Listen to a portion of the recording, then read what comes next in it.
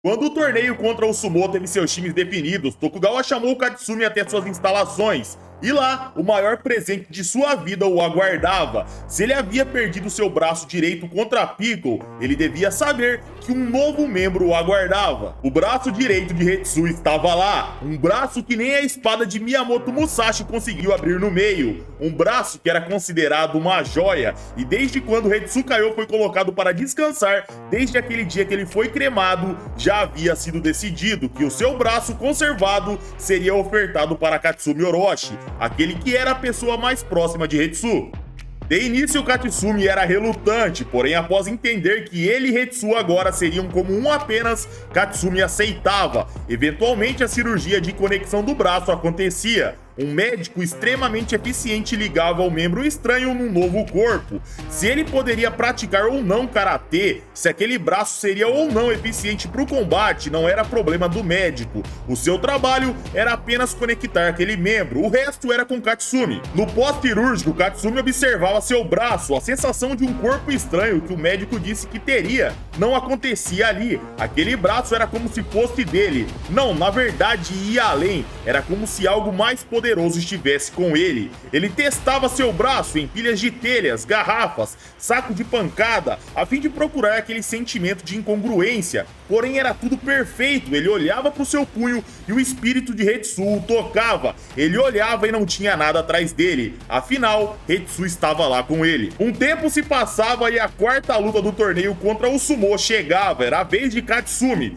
Baki ia até ele e queria testar seus movimentos. Ele jogava uma sacolinha, ele via os movimentos que não causavam dano nenhum, porém de repente com um golpe a sacola era fatiada no meio. Dizem que uma boa espada ela corta tudo e ao mesmo tempo não corta nada. O braço de Katsumi era como aquilo. Baki olhava e via que Hetsu estava atrás dele, e ele entendia que Katsumi estava possuído e mais preparado do que nunca.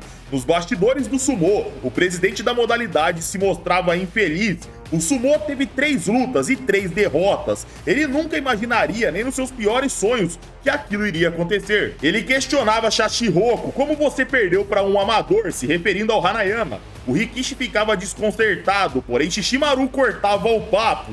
Ele dizia que lá não tinha amador nenhum, pelo contrário, eles eram um grupo selecionados a dedo de veteranos. Eles tinham o Shinjitai de sobras. Shinjitai, galera, é um termo do Sumo que simboliza coração, técnica e corpo, as 3 qualidades essenciais para um lutador, onde dizem que os mais fortes apresentam as 3 qualidades, e os do outro lado, do time da arena subterrânea, tinham aquilo de sobra. O presidente do Sumo compreendia, mas um contra-ataque era decidido. Afinal, os lutadores que restaram não tropeçariam novamente. Na arena, Katsumi e Shishimaru entravam, o narrador contava sobre o Rikishi. Ele era 3 vezes campeão do Makuuchi. Se não fosse as lesões da sua carreira, ele ostentaria seu Tsuna, a corda horizontal do grande campeão da modalidade. Seus braços eram gigantescos, considerados os braços mais fortes de todo o Sumo. Ele era o Sekiwaki mais forte da história. Sekiwaki, pessoal, é o 3º posto mais alto do Sumo, ficando abaixo do Zozeki e do Yokozuna.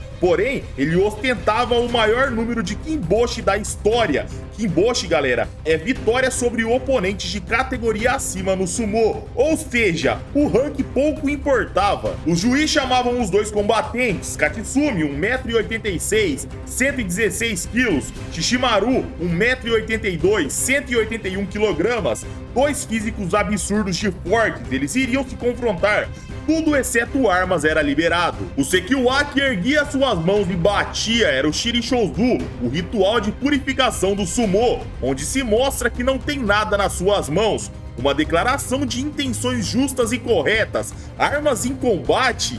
Que absurdo, essa mentalidade pouco importava. Vocês sabem contra quem vocês estão falando? Estão falando com o Sumo, aqueles que inventaram o combate sem as armas. Saiba onde vocês estão, novatos. O narrador falava isso, galera. como se o sumô estivesse respondendo aquela frase, que não teria armas no combate. Era óbvio que não teria armas, eles não precisavam daquilo. O tambor soava e assim como seu pai, o Doku, o que acontecia, galera? O Katsumi começava a caminhar do mesmo jeito até o Rikishi. Ele chegava bem pertinho e se posicionava. Baki observava que o corpo moldado pela mente para lutar contra Piccolo estava lá. Um corpo que era fruto da imaginação. As várias juntas do seu corpo simplesmente se comprimiam. Assim era possível atingir a velocidade do som, uma velocidade absurda, humanamente impossível na teoria. Suas articulações de pouco a pouco iam além. Agora elas começavam a se entrelaçar, elas viravam um chicote. Aquele corpo era uma verdadeira arma. Na arena, o Rikishi disparava, porém num instante, na velocidade do som,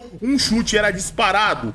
Mas pro choque de todo mundo da arena, galera, o Rikishi, tido como o mais forte dos Sekiwakis, considerado por muitos o mais forte da história no sumô, se esquivava. Ele segurava a faixa preta de Katsumi, o erguia, carregava e o arremessava de cara no chão. O karateka se virava e um pisão vinha, mas Katsumi defendia. O Rikishi pisava sem parar, ele o erguia, arrastava sua cabeça no chão e o jogava. Aquilo não era uma partida de sumô, era uma partida de vida ou morte. Katsumi se levantava, ele se virava e começava a correr pela arena. Ele parava e o narrador se perguntava: o chefe atual do karatê do Shinshinkai, cuja equipe conta com milhões de alunos, está fugindo? O que está acontecendo? Katsumi sorria e pensava: cara, o corpo humano consegue produzir sua força máxima em 10 ou 20 segundos. Se um leão te ataca, esses 10 segundos seriam algo curto ou algo longo? Se um urso marrom te ataca para salvar o seu filhote, como que seria esses 10 segundos? Imaginem o Sekiwaki mais forte da história te atacando. Por 10 segundos, aquilo seria algo como ondas de tempestade. Ou melhor, era como tentar se defender de uma cachoeira seguida de pedras, árvores. 10 segundos nessa cachoeira seria uma eternidade insuportável. Coloque a sua mão na água fervendo por 10 segundos. Isso seria um inferno, certo? Então fugir desses 10 segundos do Sekiwaki vale muito a pena. De repente, os ossos de Katsumi mudavam de forma e um chute na velocidade do som acertava o Rikishi. O estrondo ecoava pela arena. O som machucava os tímpanos das pessoas de tão alto que era. Aquilo era o som de algo saindo na velocidade Mach. O som de um homem quebrando a barreira do som. Shishimaru apagava, porém ele não caía. Sua perna era alvejada para que ele acordasse. Katsumi, pessoal, ele não queria que a luta acabasse agora, ele não queria deixar o seu oponente desmaiado.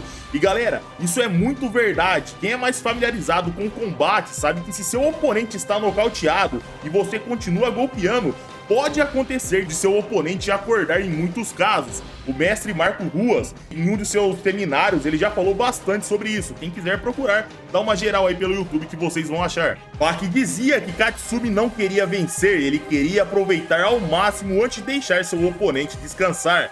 Na arena, Shishimaru entendia que o karateka o tratava com pena. Ele se irava e Katsumi se desculpava. Ele dizia que não queria acabar a luta. O Rikishi atacava, porém era respondido com um chute poderosíssimo na linha de cintura. Porém, Shishimaru o agarrava e empurrava sua cabeça para longe. Da arena, Baki via Katsumi sendo atacado. Ele dizia que ele queria aquilo, ele queria sentir, ele queria se deliciar no combate. Derrota, vitória, isso pouco importava ali, não era o ponto daquele combate. Katsumi era golpeado e começava a pensar: se eu não me adaptar, ele poderia me finalizar, acabando com toda a diversão? Ao pensar isso, galera, do nada, o braço de Hetsu se movia sozinho e nocauteava o Rikishi. Katsumi pensava: ele se moveu por conta própria? Ele olhava sua mão e aquele formato dos dedos era algo que ele não conhecia, não fazia parte do seu estilo. Hetsu estava lá, bem ali com ele. Hetsu não o vigiava dos céus, ele estava lá. Ele estava naquele braço. Baki olhava e dizia: isso é Kenpo chinês. O Sekiwaki se levantava atacando, porém com um dedo, com apenas seu braço direito, tudo era defendido automaticamente. Katsumi não entendia nada. Shishimaru se irritava com aquela cara de distraído do karateka. Ele se desculpava e dizia que seu amigo acabava de chegar. Novamente Baki se dava conta que Katsumi estava realmente possuído. Katsumi dizia que agora seria 2 contra 1. Ele se posicionava e fazia a pose de Hetsu Kaiô, o o homem do punho. O Rikishi disparava, mas tudo jogado, toda tentativa de agarrão era bloqueado. As pessoas ao olhar, galera, começavam a se lembrar do estilo de luta de Hetsu. Katsumi saltava e chutava, aquilo era Kenpo chinês. Hetsu realmente descia na terra e estava lá com ele. O karateka dizia: Hetsu-san, olha só esse cara, eu acabei de chutá-lo na cabeça, usando todo o meu peso e ele não caiu. Esse que é o grande sumô. O Sekiwaki cortava a hemorragia e dizia que ele já estava acabado. Ele faria a sua última explosão em força total. Se ele não derrotasse o karateka, a vitória já era dele. O Rikishi disparava, Katsumi dizia: Hetsu, deixa comigo, minha vez de me saciar. Com o seu karatê, 5 golpes eram disparados num instante. O contra-ataque do Rikishi chegava, porém era inútil. Nada acertava. Porém, Katsumi novamente repetia 5 golpes e tudo pegava. Porém, de repente, os seus ombros eram pegos e ele era acertado com uma cabeçada em cheio no solo. A cabeça, galera, a cabeçada, melhor dizendo, é tido como o golpe mais perigoso, proibido nos esportes de combate. Um punho contra uma cabeçada se partiria no meio. Aquela cabeçada de Shishimaru, um cara que pesava 181 quilos. Imaginem o impacto disso no meio do seu nariz. O estrago que faria no cérebro seria fatal para um humano comum. Porém, Katsumi não era nocauteado. A dor que ele sentia era tamanho que ele não conseguia se desligar da tomada. O Sekiwaki olhava e dizia: te peguei. Katsumi sorria com os olhos cheios de lágrimas por causa da dor. Ele dizia enquanto se desviava de golpes: você achou que acabou, mas o sumô não luta no solo, então aqui a vantagem é minha. O Rikishi se levantava e seus testículos de repente eram espremidos. Katsumi se desculpava por usar o braço de Hetsu, enquanto seu oponente se contorcia de dor. Sem dar tempo, Katsumi pisava no solo e mandava um chute no meio do queixo, que nocauteava parcialmente o Rikishi. Porém, ele ainda se mantinha de joelhos. Katsumi olhava, gritava e mandava um chute. Porém, quando o chute ia pegar, ele para, ele se vira para a arena, ele e Hetsu em espírito faziam uma reverência, e Katsumi saía andando para fora da arena. Tokugawa entrava, erguia a mão de Shishimaru e o sumô havia vencido por abandono de partida.